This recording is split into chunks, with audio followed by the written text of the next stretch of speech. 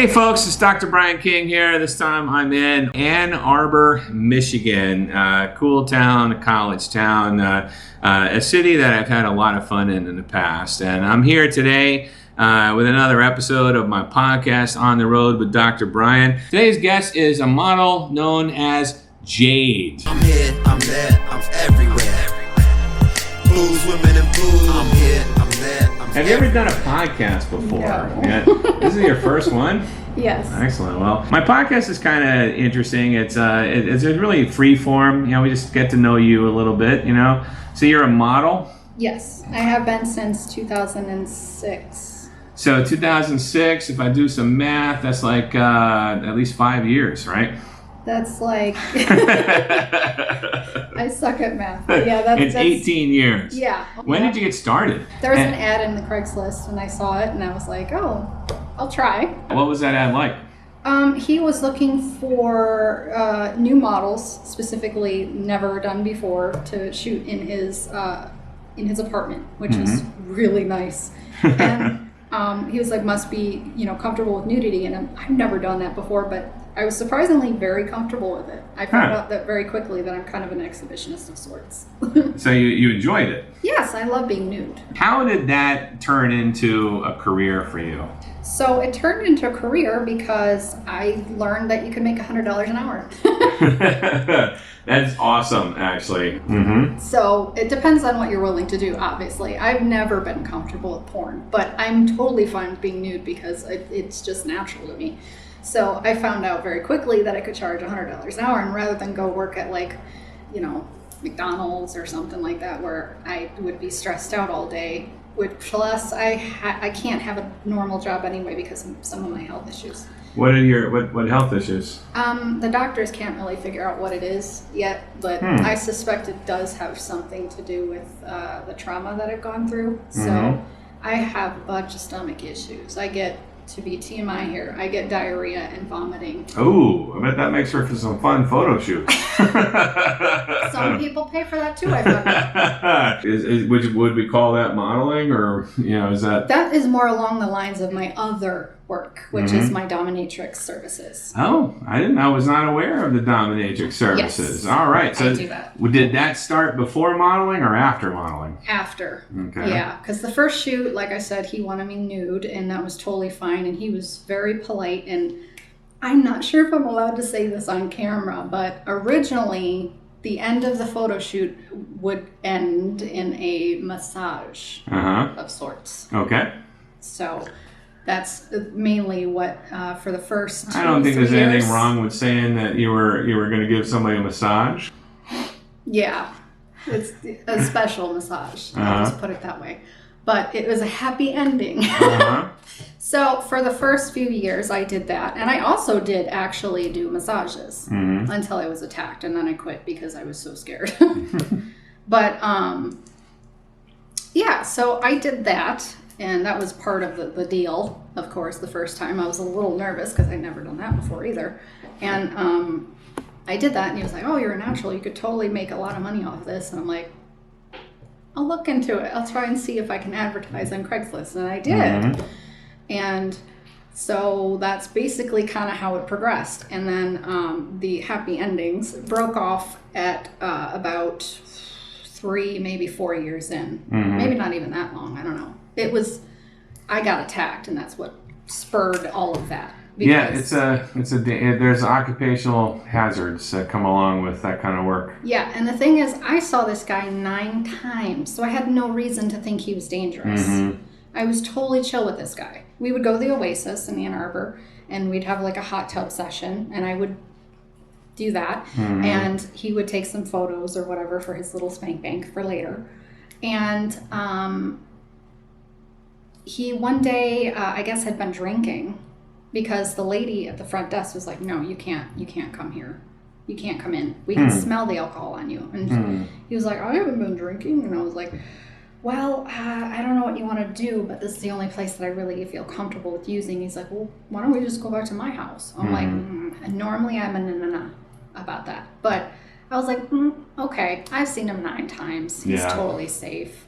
But he had a little too much to drink, I think, and was just a little too happy and too touchy-feely. And I had to remind him several times, like, to, you know, like, stop trying to touch me. You got boundaries. Yeah, I have boundaries about that. Don't touch me. I'll touch you, but you can't touch me. Other than, like, foot fetishes, because that's an obvious. Right. That's an obvious, yeah, of course. that's an obvious. I'm not going to just, like, dangle my feet in their face and not let them touch. That's torture. Although that's another, that's a whole nother area. I like it. But yeah, I was giving him a massage or whatever, and he got brave and he flipped me on my back, and he was right on top of me. And mind you, we're both naked, so that freaked me the fuck out. Mm-hmm. I said, you know, that's enough. I want to leave. And he started, like, I wouldn't say he was threatening, because again, he's just like this happy, giggly, drunk guy at this point, apparently. But like, I didn't know he had been intoxicated until like it was becoming more obvious. Because I have a rule with my services, any of my services. You are not allowed to drink. I want you completely 100% sober, so we know that everything that is to happen, whether it be photo shoots or a dom situation where I have to beat the hell out of you, it's with consent, like informed consent. Yeah, it's a good rule. Yeah, and it protects You want me people because, in their right state of mind. Exactly. And I thought he was. I really didn't realize that this weird giggliness that he was having, it was alcohol, because I didn't smell it on him like she did, which is, I'm still to this day flabbergasted about, because I'm highly sensitive to smelling alcohol because of my childhood. It's triggering. So I was giving him a massage. He flipped me on my back. I said to, you know, take me home or whatever. And then he like got aggressive and he, you know, tried to like grab me, and I panicked, grabbed the pepper spray from my purse, and he grabbed my wrist and he was like twisting my wrist. I felt like my wrist was going to break, and I broke out of his grip and I ran outside and I started just pounding on the neighbors' doors. We're in the hood, so nobody's answering the doors. But luckily somebody called the police for me. And then the police picked me up, and they asked me if I wanted to press charges. I said, no, it's just a misunderstanding. This guy usually is just great, but just a little alcohol. Yeah, something was off about him tonight. I don't know. And so I didn't press charges, but I decided from that day forward, no more happy endings, no more massages, no more. I was scared. So I think I took about a year. So work. No more happy endings? Oh man, we're doing the podcast in the wrong time. Besides the domination work and some of the fetish work, like what kind of modeling have you done? I've done fashion modeling. I've done like not fashion like runway fashion, because I'm obviously too short for that. But I've done like really big poofy dresses. Like oh my god, I had so much fun with this one TF group shot we had in Detroit at the Victorian Inn. I can't remember what it's called, 97 Winder Inn or something in Detroit. It's absolutely stunning. It's a Victorian mansion, and there was like a bunch of models, a bunch of photographers, and we went from each room or whatever. And I had bought some extremely extravagant dresses off of Amazon. And I did several different photo shoots, each dress, different photographer kind of deal. And so I did that, and that one I'm super proud of because it came out so good. And I also do lingerie modeling, obviously, and then lots of nude, because a lot of the people that I worked with, even from like early on, were art photographers. So they often wanted me doing like black and white nudes, you know, those really artsy kinds. I do outdoor nudes as well. I did at a park. This one was fun because we did it at a park, and I do believe this was Larry, rest in peace. I guess he had a heart attack a while back that I found out about later, but he took me to a park. I think it was in Ipsy or Ann Arbor, I can't remember which one. But we did a shoot in the park, and there was this one point where I'm leaning up against a tree, and I'm completely nude. And I see a man and his son in a little boat, like crossing the river in a little canoe. And they're pointing. Oh, they could see you? Yeah, they could see me. Yeah. I was like, hi. It's fun when that happens. It's kind of like a thrill, I guess. So you were naked in a tree. Yeah. Did you have an opportunity? Like, could the photographer throw up some clothes or something, or did you have some hidden No, up there? he was just still shooting away. Usually, like, we would like hang my clothes over like a branch or something so they don't get dirty. But yeah, like if a cop or a like a park ranger or whatever come by, I would always just like, put a like robe on or something and just be like, hi, how you doing? Yeah, every time I've ever done an outdoor shoot, right off camera, there's always some clothes, set up, or at least a robe or a coat, something that you could throw on really quick if you see it. And then you always have somebody on the lookout, to see if anybody's coming down the trail or whatever. Yeah.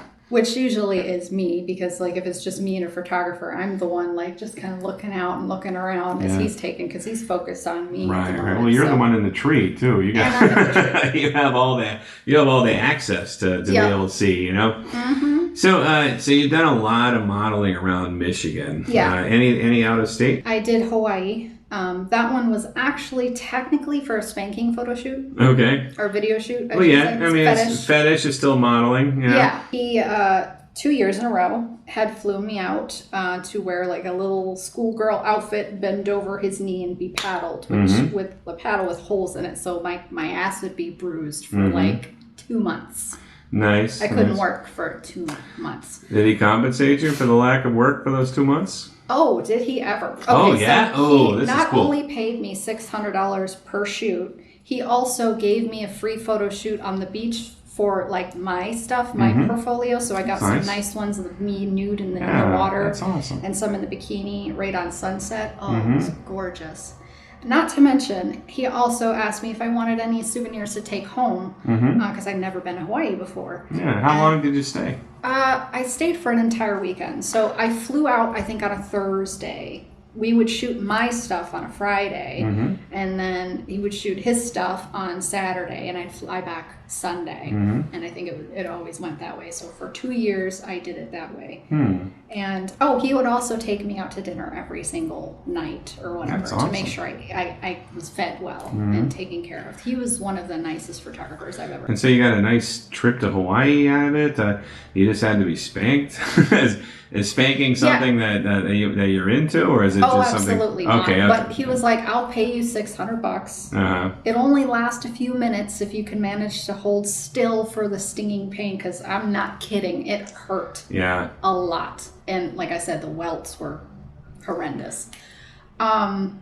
But he did that, and then he would also use a thermometer, like stick a thermometer in my bum, which was another weird part of it. Okay. And that's it. That's all I would have to do is literally lean over his thing. Where are these photos published? That's what I don't know, because I tried to get a hold of him years later, like right after COVID. I hope that he didn't die during COVID, but I don't know, because I didn't hear from him after that. Yeah.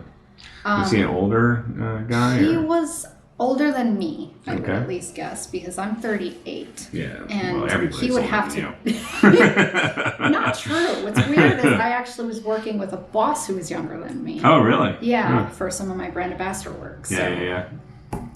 But yes, so I talked to him, and we were actually planning another trip recently, but like I said, when COVID happened, it just like everything cut off. Like I didn't hear from him or anything. So I'm like, oh God, I hope he didn't, because I know some people did. So I was like, wow, that's very unfortunate, because I was the only guy that I was like, could go to Hawaii with. It's nice. I mean, it was great that he brought you out there, and obviously you were willing to do some things, on camera in order to get that opportunity. But it's nice that he was able to do that within reason. I love it. I've only been to Hawaii a few times, but it's amazing. It's beautiful. I wish I could go back. What other out of town gigs have you done? So I did a bunch in Chicago. I did some with some photographers. I never got the copies of it. It was just for their spank bank. But I did that. And I was also on Jerry Springer. I can't remember if it was once or twice. They I asked am me a to be huge Springer fan. I love Springer. I even wrote a passage about Jerry Springer in my first book. So it's like, you know how he would finish his show with his final thought? And that's kind of how I finished my first book, with my final thought as an ode to Jerry Springer. Okay. They paid me to come down. They put me in a nice hotel. And you have got so much cooler in my eyes just because of this. Seriously, you were on Jerry Springer. That's fantastic. Do you know what episodes? I do not. We got to look them up. We got to get them. But it was where they had me in the audience, and there was at one point they wanted me to go like woo and show my boobs. That's literally it. That's all I had to do. It was like the easiest So it was like thing. the question and answer part where you're like, Jerry, and then he comes around and he's like, I just want to flash. Like, I think so. I was because they would throw beads to women, right? Yeah. I think so it's funny because I never knew they planted people to do that. So they have a couple plants to get it started, and then other audience members are going to start doing it too. Yeah, basically, kind of like it spurs them to do it, you know. Yeah. Wow, that's really cool. And so you think you might have done more than one episode? Or? I feel like I've been out there twice, and I feel like I've talked to them twice. I either was on the show twice, or I was talking about being on the show twice, but they definitely did get me out there at least once. I remember being in a really nice hotel, like I said. Yeah. And I used that hotel while I was there to do more shoots. I booked more shoots while I was in the area. That's how you do it. See, that's why I miss Craigslist, because I could literally get so many randos, GWCs, to shoot with me. Guy with a camera, for those of you who don't know the lingo. Exactly. Yeah. Majority of the men that shoot I'm a me guy are with a camera. GWCs. I don't shoot with professionals because they're kind of a bunch of snobs, and they do not work with me with my rules. My rules are usually that I not only get paid, but I also get the raws. I don't expect you to edit things because I know that takes money and time, but I always do things to where I could at least get the raws because as you know, you've seen it, I love to edit my own photos. I love to turn them into works of art. That's what I'm actually passionate about. Yeah, and you do a lot. You do a lot of photo. You do a lot of Photoshop. All of that. Yeah, exactly. Would you say porn and porn pays? You know, sex sells and all of that. So like nudity, I can get a crap ton of those every day. But that's not where my passion is. Right. My passion is in like recreating paintings or recreating like massive works of art. Like I really want to do one of these days to like find somebody with a mermaid tail and do like an underwater shoot. Like I've always wanted to do that. That would be really cool. I have done some underwater shoots before with mermaids. I actually know a couple of people who cosplay as mermaids, and they they do it on a regular basis. But the logistics are tough. Getting a camera for now, underwater I just photo shoot. tough. I photo shoot all the because I did recently actually use one of my images from Hawaii, and I just went and toyed with it just to see like what my skills are now. And oh my God, am I so proud of myself. I created this amazing work of art where it's a mermaid on the beach, and like my hair is just like laid out, and oh my God, it's so cool. That sounds neat. That sounds really cool. I did travel a few more times, but those are more horror stories. Oh, can we talk about some of those maybe? Sure. Okay. I'm going to start with one that wasn't horrible, and he was actually so wonderful, and I was really bummed that we had to like part ways because like he made me uncomfortable after a while. So we had an agreement where he would pay me like I think $200-300, and I would just shoot with him all day. And we came up with some really gorgeous content, but after a while, he just got kind of weird and touchy-feely, and he always would take me out to dinner afterwards, which I really appreciated, and he always took me to One Bowl in Ann Arbor. I love that place. It's like my favorite. It's called One Bowl. It's like an Asian cuisine. I always had ramen. Ramen is like my favorite thing. So he would take me out for ramen every once in a while when we would have a shoot. Obviously, every time we had a shoot, we would shoot for the whole day till like the golden hour, and then we would go and we'd pack up, and then he'd take me out to dinner to make sure I ate because he knows my role. I don't eat the day of a shoot, I am starving all day. I'm purposely starving myself so I don't bloat. Have you eaten today? I ate a taco, thanks to you. I was afraid I was going to made her eat a taco. I don't think a taco is going to bloat her too much. We're doing a photo shoot after the podcast. I don't think a taco is going to show up. We'll find out. Hopefully not. But I had to stop seeing him because he started asking me to do like more explicit work and stuff outside of my comfort. And he was just pushing a little too much. And I told him I was uncomfortable with it, and we just decided to part ways. So that one was the best case scenario. The one, this guy paid me to come to Texas. And I went down to Texas. I got there through Greyhound. And I told him I was here. You know, I called him from the payphone. I was like, hey, I'm here. And then his whole attitude and tone switched up on me. And all of a sudden he was just asking me things that I make very clear I don't do. And I said, no, you know I don't do that. I already told you I don't do that. Did you think that getting me down here would like manipulate me into that? No, absolutely not. He left me stranded down in Texas. But he paid you. He paid for the Greyhound there. So that was it. So he didn't give you any money beyond getting you to Texas. No, I got to Texas. I got to the Greyhound, and then I had to immediately call my husband like, I am stranded. This asshole just pulled out. Can you please like wire me money so I can get home? That is the worst. That is the worst. Especially Greyhound. I mean, what was that trip? Like 20 hours? It was a long trip. Yeah, and then you get down there and then it's just 20 hours back just for nothing. Yeah, I won't lie. I was crying. Yeah. And the only other bad one that I can say is the one in, I want to say it was Chicago again. This guy promised to be my manager.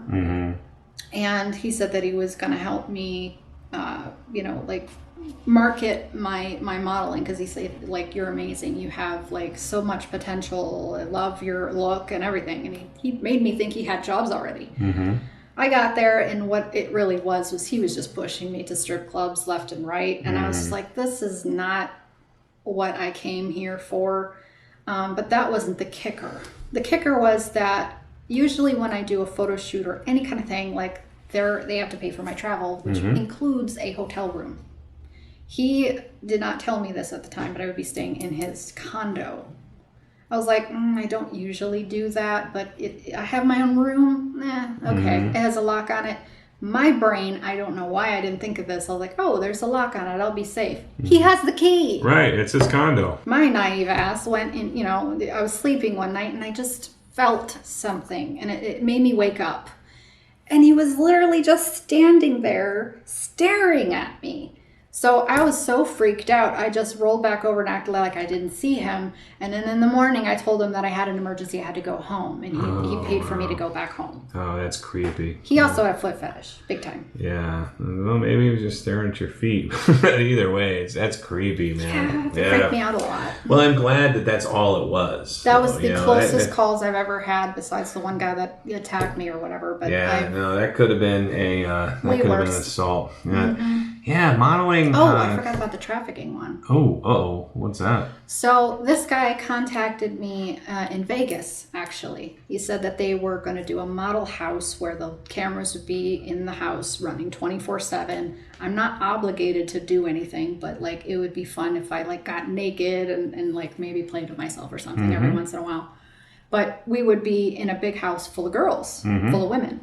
And there'd be a pool and all kinds of things. So I was like, oh, this will be fun. He's like, yeah, it's going to be for a reality show, a new reality show. I've watched a lot of reality shows growing up, and I was like, oh, okay, that sounds real-ish. And I asked him, what the pay rate was, and he was like, $1,200 a week or something like that. And I was like, I could do that for a couple months, but I am married back home, so I mean, I can't stay forever. Right. And as long as you don't expect me to hook up with guys or anything like that, I could do that. But I'm married and I'm not going to cheat on my husband. And he was like, no, we're not going to make you do anything you don't want to do, or blah, blah, blah. And he's like, I'm going to pay for you to come down and you can check it out for a couple weeks. If you like it, you could stay. If not, then we'll send you back. Sounded great. Sounds safe. Not so much. So I got off the plane and we were driving to the place or whatever, and we pull up on the house. It is an actual mansion. It is a mansion. There are women, a bunch of women in it. But his tone, I don't know how to explain this, but some of you out there, you'll know what I'm talking about when you talk to somebody. He goes from like really nice and cheery and wonderful, the way he's talking, to all of a sudden there is an immediate mood switch. There is a vibe switch. And I could feel that. And I was like, I don't like this. I feel scared a bit. So I get inside the room and they're like, showing me to my room or whatever. And he's like, so get her started and give her the rundown. And she gives me the rundown. It's a fucking whorehouse. Oh. I'm like, Wow. That's not what I signed up for. Yeah, no, you definitely did not agree to that. No, I was absolutely terrified. When I got there, I told the girl that I was going to share a room with, and she was like, oh yeah, he tells us all, that's how he got us all here. She might have been trapped, and that's true, but some might be like that. Chill with it. Like they're okay with it, because, just like your previous, career work, you did some shoots, and then you might have gave a massage here and there, so you never know where somebody's boundaries are. Exactly. But it is absolutely terrible to not be upfront with that kind of thing, Yeah. I mean, really. And it's she risked her ass to pay for her out of her own money to get me on a plane to get out of there before he could realize I was gone. So she saved my life. Shout out to her wherever she is. Wow. But yeah, that was the scariest situation I had ever been in, and realized that, trafficking is real, and that is very much prominent in the U.S. Wow. and in this business. Well, I really don't like that we just went to such a downer note, man. You want to talk about my hair? So let's talk about your hair. You are wearing what I think is a wig, right? Oh, look at that. There we go. What's the deal with the hair? As you know, I'm into fetish work a lot, and somebody contacted me because my hair used to be all the way down past my butt, like right way down here. It was extremely long, my natural hair. And he was like, I have a hair fetish. Like, literally the fetish of cutting hair. He's like, would you be willing to cut your hair? I'm like, I've had my hair for like forever. But, I mean, yeah, possibly. He's like, I'm like, how much are you willing to pay me to shave it? He's like, I will pay you $1,200. I'm like, sold. I feel like $1,200 is a decent price for a lot of services. For that long hair, like, yeah, I mean... So you had it all the way down to your butt, and then you went from that to shaving it off. Yep, like Wow. It was like this, or possibly even shorter. Because when he did it, he just wanted the cutting and the buzz a little bit, but he didn't cut it that short the first time. So the first time he paid me $1,200 to shave my hair, and he wanted to actually keep the hair. So I know I've been following you on Facebook for a while, and I know you've been rocking the bald look, but I didn't know it was because of a gig. I thought maybe it's like your own personal preference. I was contemplating, to be honest, to shave my head around that time, and it was like, I don't necessarily believe in God or whatever, but it seems like the universe knew I needed money, and it knew I wanted to shave my head, because it was just... I used to put my hair up in a bun a lot. I'm like, why do I even have hair if I'm just going to keep it in a bun all the time? Right. It's so heavy. It hurts my head. It causes me headaches. So I was like, fuck it. I'm just going to shave it off. And then I shit you not, that like almost the day after I make that decision for myself, he contacts me. So I'm just like, okay, this is fate. I'm supposed to shave my hair. And $1,200? Yes, please. Which at the time I used to buy a puppy. I've always wanted to have, but I could never afford.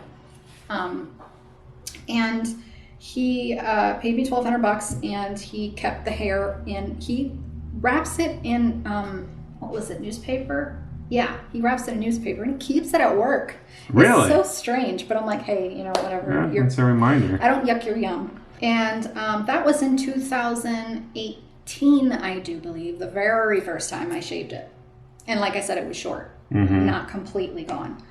And then I, after those photos came out that I did from that shoot, I got contacted by a photographer. He agreed to pay me $600 to shave my head every time we shoot. So he knew that I didn't have a lot of hair to work with, but he was like, I want bald, like shiny bald. Oh, wow. I'm like, oh, okay, like skin. That's new. So we did the shiny, and I found out that I really liked it, and it felt so cool. A lot of times you wear wigs anyway to do different looks, and so it just gives you more versatile looks. Plus, it's easier to put the wig on. Yeah. You want a blonde? I'm a blonde. You want a redhead? I'm a redhead. That's what I discovered once I did shave it, because the very first time I shaved it, like, again, I've never not had hair. So it was kind of weird at first. I was a little afraid that I wouldn't be pretty anymore. And that I would like suffer with my jobs, because a lot of times people hired me because of my Rapunzel hair. Yeah. But I gained a massive, like, target audience that I have never had contact me before. So it was like, as soon as I did that, it opened up the floodgates, and people were like, "Oh my God, your bald head." I have to ask, what about other body hair? I usually keep my lower area trimmed a bit when doing a photo shoot. Otherwise, it just grows like a forest. So how are you getting gigs now that Craigslist is over? Ugh, I miss Craigslist. Well, now I'm getting gigs by either my social media or the actual modeling job sites. So like Sexy Jobs. I haven't really gotten a lot from that, but like the occasional job. I've gotten jobs from Model Mayhem. The majority, I think, come from Model Mayhem. Or like in your case, someone sees me on Facebook. They're like, "Hey, I see your portfolio. I love it. I want to shoot with you. Can can we schedule a shoot?" And I'm like, "Yeah, of course." So I put my stuff out there on my social media. I put my stuff out there on those different websites. I recently joined UPic, and I love it. I've been posting UPic. I post one photo every 12 hours. And right now I'm just posting all of my old favorites that I've re-edited. So I went all crazy on re-editing all things and like making them super creative and all that stuff. And I'm just like posting one every 12 hours. And I've had several that ended up on the inspiration page. So they won like a thing, which is so cool. I love it whenever that happens. I'm like, it really makes me happy when people appreciate my work. Because, I know I'm pretty. I know I have a great body or whatever they tell me. I appreciate that. It's not like I don't take a compliment. Yeah. But when I have someone compliment me about my art, like, "Oh my God, I love how you did that with like the stars and the thing, and you added that in the background because I know that wasn't real. I love that, and it looks so real and it looks so amazing. Like you are so incredibly talented and creative." I blush. I absolutely just, it makes me so happy because I feel like most of my photos, you see me nude, you see my body, but it's just, when you see like regular ones, it's my body, it's my front forward facing image to people and what they think I am. When you're judging my art, you're kind of getting an insight to me as a person. Yeah, no, and I can it's see that. literally I like can a see piece of me. Yeah. So when people compliment that, it's like, oh, they like me. They like not my body. They like me. What's coming out of your head as opposed to the exterior. Yeah, because truthfully, like all girls could be models. You just throw on some makeup and like some clothes, and especially if you're into the nudity part, you just right. Yeah, there's a market for everything. Exactly. It's not that difficult. But to create art, it really shows like where you are in your head. You're booking gigs from these various websites. If people who are listening to this podcast or viewing it, how can they find you? I try to use the same username everywhere. So it's Jade, Jade, Vamp, VAMP 1986. So if you type that into Google, you'll probably find all of my sites all connected. Well, thank you very much, Jade. That was really interesting. I'm glad you sat down with me to have this little chat. And thanks you guys for watching or listening, however you're consuming this podcast. This has been another episode of... Oh, wait a minute. Before I end this, I got to tell you, Jade has agreed to let me shoot some special additional footage specifically for the subscribers to my channel and the people who subscribe to my podcast. And so if you are interested in seeing a little bit of behind the scenes from our photo shoot that we're about to do, make sure you subscribe to the channel. Completely uncensored, I'm sure. Right, Jade? Can we get a little preview of what that's going to be like? Sure.